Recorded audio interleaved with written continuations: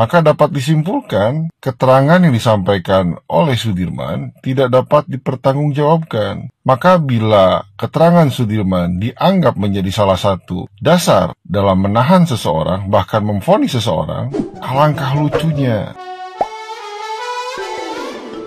Hola netizen yang tercinta, 7 terpidana kasus pindah Cirebon diyakini merupakan korban keterangan palsu oleh saksi bernama Aib dan Dede sehingga harus mendekam di penjara seumur hidup. Deddy Mulyadi selaku pendamping keluarga ke-7 terpidana optimis bahwa mereka akan keluar dari penjara dan menghirup udara bebas. Terlebih, pelaporan terhadap Aib dan Dede telah diterima Bareskrim Polri. Diduga kesaksian Aib dan Dede membuat sebanyak 7 terpidana divonis seumur hidup, yakni Jaya, Supriyanto, Eka Sandi, Hadi Saputra, Eko Ramadhani, Sudirman, dan Rivaldi Aditya Wardana. Sedangkan satu terpidana bernama Saka Tatal yang kala itu anak di bawah umur dihukum 8 tahun penjara. Deddy Mulyadi bersikukuh bahwa ke-7 terpidana juga merupakan korban salah tangkap, sama seperti Peggy Setiawan yang status tersangkanya gugur setelah gugatan pra-peradilannya dikabulkan. Nah, gimana nih menurut netizen yang terhormat? Silahkan berkomentar ya. Setelah Peggy Setiawan itu dibebaskan, kini giliran dari 7 narapidana yang sedang menjalani proses hukumannya kini harus dibebaskan. Karena saya meyakini bahwa ke-7 narapidana itu tidak bersalah. Ya. Tadinya kan 8, kemudian sisa Tata ini kan dibebaskan karena tidak cukup umur. Nah, jauh hari seminggu 2 minggu yang lalu saya telah membuat video bahwa ketiga DPO ini sebenarnya tidak ada. Ya, nama Peggy Peron, terus Andi, Dani, ya ini sebenarnya tidak ada. Kita ini sebenarnya udah tertipu daya ya. Jadi kita seorang netizen dengan masyarakat tuh ya meyakinin bahwa itu adalah nama-nama DPO seperti si Peggy, Peron, Andi, dan Dani. Lalu sekarang siapa nih yang bertanggung jawab masalah ini ya? Yang harus dipertanggungjawabkan di sini adalah kesaksiannya. Pertama si Sudirman, ya dia telah mengarang cerita. Terus kemudian si Aep, ketiga itu Dede, ya. Terus yang keempat itu Pak RT. Nah, dari keempat kesaksian ini harus dipertanyakan ini nih. Dan ini jujur aja skenario ini benar sangat kuat sekali, ya kan?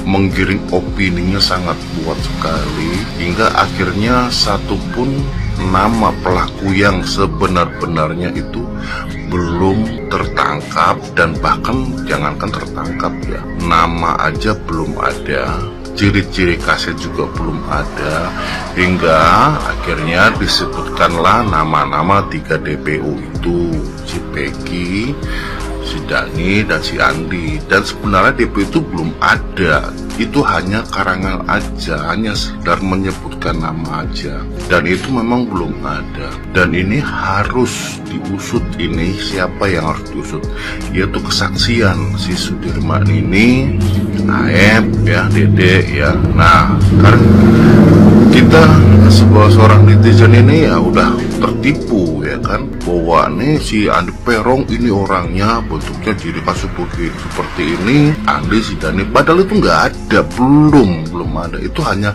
nama aja, mereka hanya sebutkan aja, menyebutkan nama aja, padahal nggak ada dalil ya. Jadi saya meyakini bahwa nama DPO itu tidak ada ya, belum ada, itu hanya penyebutan aja. Jadi saya meyakini bahwa ke-7 narapidana yang sedang proses menjalani hukuman itu benar-benar murni mereka tidak bersalah ya. Dan saya sangat yakin sekali ini tidak bersalah. Dan saya yakin lagi bahwa pelakunya murni, satupun belum ya, bahkan namanya pun belum terungkap, karena memang ini sangat kuat sekali skenarionya, dan ini kita masih terkecoh. Nah ya, semoga kita berharap bisa menemukan pelaku yang sebenarnya ya, dan saya berharap dari ke-7 narapidana ini bisa lepas. Saya hanya orang yang sok tahu dan Anda lah yang lebih tahu. Kalau ada kata-kata yang kurang dan yang salah, mohon diluruskan. Bongkar-bongkar yuk tentang 7 orang yang terpidana kasus Vina. Apakah 7 orang itu bisa bebas? 100% bisa bebas. Karena apa? Karena keputusan dari si Peggy. Keputusannya kenapa mereka 7 orang ini bisa bebas? Karena putusan Peggy adalah inkrah bahwa Peggy bebas dari tersangka.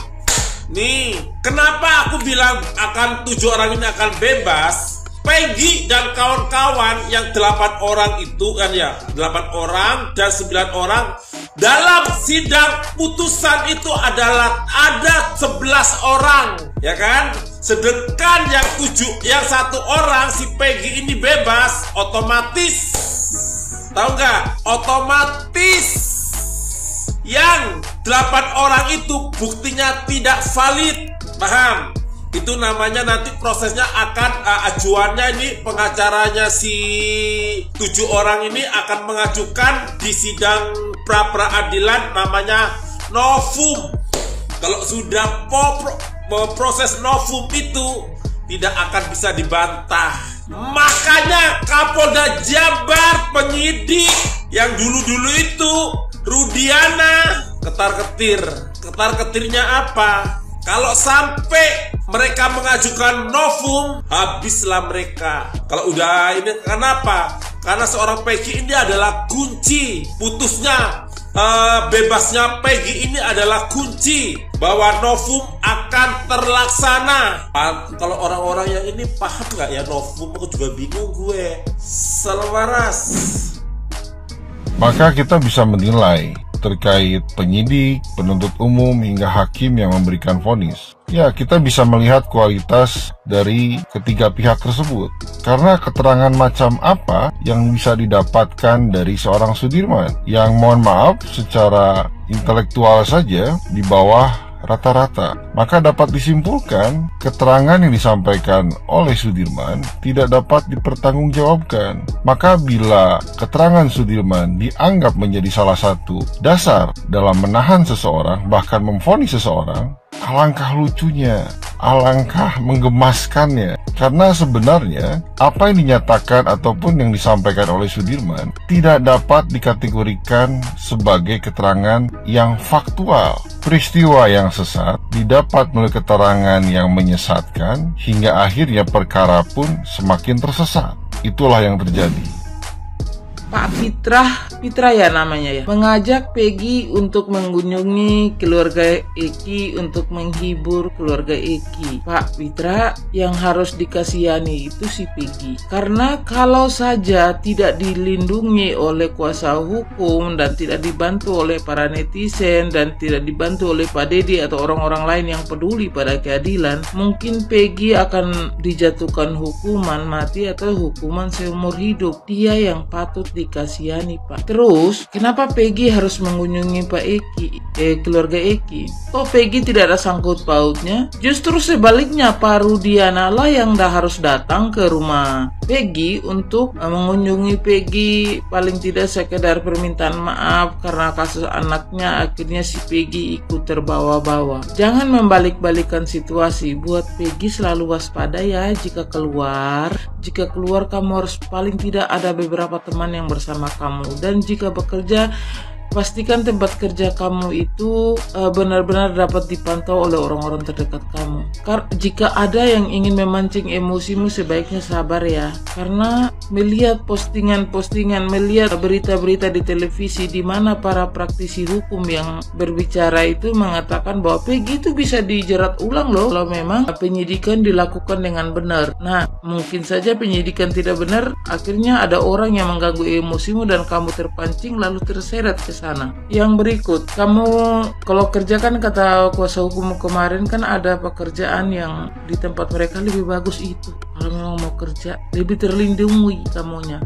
Sebelum kasus Vina ini menemukan pelaku yang sesungguhnya, sebaiknya Peggy harus selalu diawasi. Buat semuanya yang mengenal Peggy, cerita kemarin sudah membuat kita harus senam jantung. Jadi kalian itu harus benar-benar menjaga Peggy, bukan saja keluarganya tapi kita semua, karena kita menjaga produk dari keadilan itu sendiri kemarin. Karena bebasnya Peggy, benar lagi ini ada Saka Tatal yang PK. Terus Saka Tatal juga pernah melihat foto yang ditunjukkan sebagai DPO itu kepada dia. Ya seharusnya kasus ini ditinjau kembali. Kalau menurut saya Pak Pitra, sebaiknya kalian itu melakukan penyidikan terhadap kasus Vina dimulai dari tahap 1. Karena indikasi dari penangkapan itu sendiri kan sesudah ditangkap baru ada pelaporan, kecuali mereka tangkap tangan terus baru dibuat laporan, itu masuk akal. Tapi ini kejadiannya kapan, ditangkapnya kapan, laporan polisinya kapan. Jadi yang harus diselidiki itu siapa saja yang menangani kasus ini sehingga menetapkan 8 tersangka sebelumnya, lalu kemudian apakah benar pernyataan-pernyataan dari para tersangka yang akhirnya mengaku bahwa mereka tidak melakukan namun terpaksa mengakui. Itu dulu kalau kita mau mencari keadilan untuk Vina itu ya kita mulai dari awal dulu. Jangan karena kasusnya udah 8 tahun terus ada DPO main sasar aja, takutnya nanti salah lagi. Sebaiknya dibuka lagi tuh semuanya, walaupun sudah ingkrah di pengadilan mungkin ditinjau kembali. Karena kemarin saja pihak Polda tidak yakin dengan fiktifnya 2 orang. Buktinya bilang fiktif tapi dibacakan peran mereka. Itu fiktif bagaimana kalau ada perannya? Toh mereka juga belum tertangkap. Ya segeralah kalian, walaupun Peggy mendapat begitu banyak hadiah dari orang-orang yang menyayangi dia, tapi tetap proses hukum terhadap 2 motor yang kalian cita itu harus segera loh. Karena tindakan kalian yang terburu-buru, nama baik seseorang, masa depan seseorang nyaris hilang. Lalu sekarang dengan mudahnya kalian mengajak dia untuk menghibur keluarga Eki. Andai saja kemarin tidak ada kuasa hukum, berarti dia bisa dihukum mati atau seumur hidup. Masa depan anak seseorang ibu itu terancam dengan pertanyaan-pertanyaan kalian yang menyudutkan, baik terhadap saksi dan lain sebagainya. Walaupun saksi sudah menjawab, kalian bertanya yang muter-muter. Padahal kita tahu kadang-kadang masyarakat itu dalam memahami sebuah pertanyaan itu agak susah. Kalau kalian masih menerapkan cara penyidikan kalian yang seperti ini, maka susahlah untuk mendapat keadilan. Lakukan penyidikan yang sesungguhnya seperti apa yang dilakukan para konten kreator, Pak Deddy Mulyadi apalagi. Lakukan itu, pendekatan sosial. Kita tidak bisa menjudge seseorang dengan melihat dia sekali, oh dia tatoan, pasti dia penjahat atau apa. Belum tentu. Atau dia kalau ngomong gesturnya mungkin bawaan dia kayak gitu. Nah kemarin para pakar-pakar yang berbicara itu gimana? Kena mental nggak kalian? Kena mental dong, yang menyudutkan bahwa Peggy ini sudahlah pelakunya dan lain sebagainya. Atau gesturnya ini, tatapan matanya tidak ada ketakutan.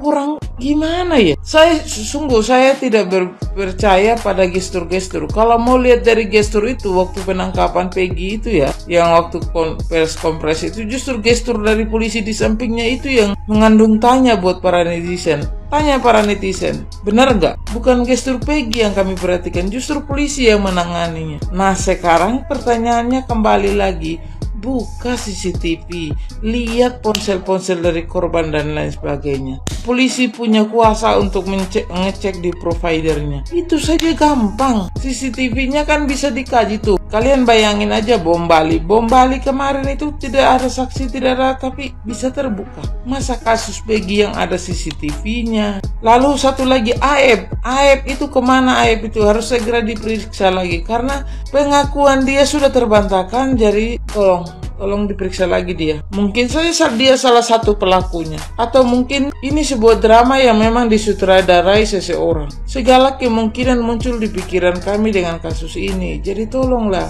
Dan satu lagi, buat kalian yang kemarin menjudge Peggy dan segala macam, segeralah kalian minta ampun kepada Tuhan kalian masing-masing ya. Jangan sekarang begitu Peggy viral kalau kalian mulailah Peggy. Dan buat kalian yang kemarin seolah-olah memutuskan bahwa Peggy ini pelakunya, kalau dia bebas saya hapus akun, saya ini. Segeralah kalian memenuhi nasar kalian. Karena kalau tidak, nasib yang akan dialami Peggy akan kalian alami nantinya. Karena dengan menuduh orang bukan berarti kita akan bebas. Contoh 8 tahun kasus Vina terendap, tiba-tiba muncul ke permukaan. Seperti halnya kalian boleh berkata A, B, C saat ini, mungkin suatu saat ini akan terjadi pada kalian. Ketika kita menuduhkan sesuatu pada orang lain tanpa bukti, lalu menjudge seolah-olah dia itu benar, yakin sama halnya kalian meminta hal itu terjadi pada diri kalian. Ya, semoga keadilan untuk Vina Cirebon segera tercapai. Dan buat para netizen, siapapun kita harus selalu pantau Peggy, kita harus selalu menjaga dia bersama-sama. Buat kuasa hukumnya, tolong jangan penuhi keinginan dari orang-orang yang meminta Peggy itu untuk menghibur keluarga Eki. Karena seharusnya yang harus dihibur itu Peggy, bukan Parudiana. Karena Parudiana sendiri saat dikonfirmasi sama Pak Hotman Paris ataupun media lainnya itu sangat susah ditemui. Kenapa? Dia kan ayah korban, dia juga seorang polisi yang punya insting untuk menyelidiki sebuah kasus agar terungkap secara tuntas. Lalu kenapa tidak dilakukan? Kenapa malah menghindari pengacara, menghindari media? Semua ini akan terjawab ketika kalian memulai kasus ini dari awal. Salam keadilan.